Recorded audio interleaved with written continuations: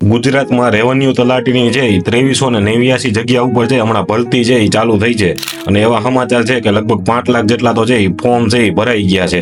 આવા સમાચાર લેટેસ્ટ છે એટલે ખાસ જનતાને કેવું હતું કે આના ઉપરથી સમજી શકાય છે કે આજે 5 લાખ ફોર્મ ભરાણા ને એમાં છે મોટા ભાગના છે ગ્રેજ્યુએટ લોકો છે, મતલબ છે કોલેજ સુધી ભણેલા છે એ લોકો છે આમાં ભાગ લઈ રહ્યા છે. તો આના ઉપરથી સમજાય જાય કે ગુજરાતને છે 30 વર્ષમાં છે આ લોકોએ છે કઈ હદે છે ને બેરોજગાર મોડલ છે એ બનાવી દીધું છે. હકીકતમાં છે ને ગુજરાત મોડલ અત્યારે છે ગુજરાત મોડલ નથી રહ્યું પણ બેરોજગાર મોડલ છે આ લોકોએ છે બનાવી દીધું છે. અને હજી આ આખી ભરતી છે એ કોઈ પણ જાતના ગોટાળા કર્યા વગર, કોઈ પણ જાતના રૂપિયા લીધા વગર છે એ ભરતી કરી બતાવે ને તો સાચું કહેવાય. બાકી તો છે આ લોકો કોઈને રોજગારી આપવા માંગતા જ નથી.